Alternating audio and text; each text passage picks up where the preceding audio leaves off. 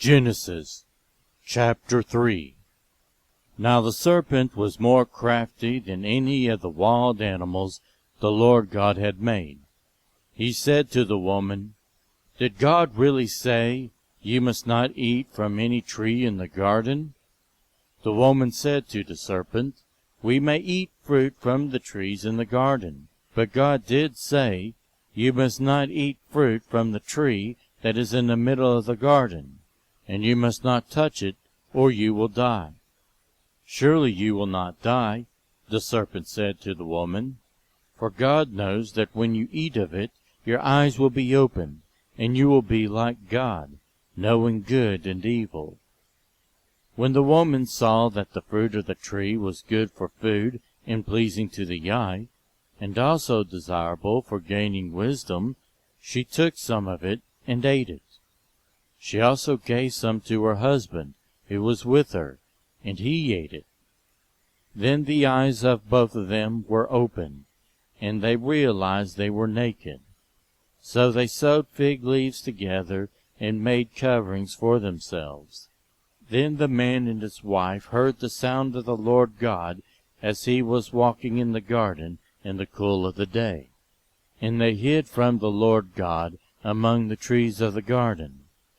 But the Lord God called to the man, "Where are you?" He answered, "I heard you in the garden, and I was afraid because I was naked, so I hid." And he said, "Who told you that you were naked? Have you eaten from the tree that I commanded you not to eat from?"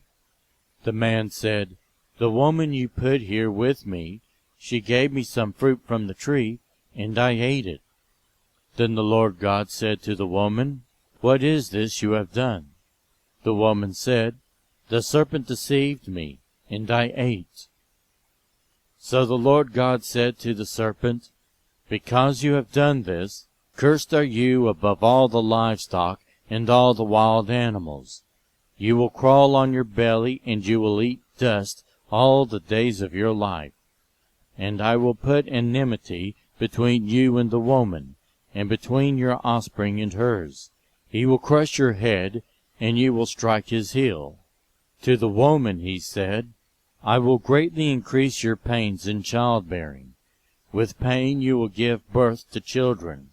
Your desire will be for your husband, and he will rule over you." To Adam he said, "Because you listened to your wife and ate from the tree about which I commanded you, you must not eat of it. Cursed is the ground because of you. Through painful toil you will eat of it all the days of your life. It will produce thorns and thistles for you, and you will eat the plants of the field. By the sweat of your brow you will eat your food, until you return to the ground, since from it you were taken, for dust you are, and to dust you will return." Adam named his wife Eve, because she would become the mother of all the living. The Lord God made garments of skin for Adam and his wife, and clothed them. And the Lord God said, "The man has now become like one of us, knowing good and evil. He must not be allowed to reach out his hand and take also from the tree of life and eat, and live forever." So the Lord God banished him from the Garden of Eden to work the ground from which he had been taken. After he drove the man out, he placed on the east side of the Garden of Eden cherubim, and a flaming sword flashing back and forth to guard the way to the tree of life.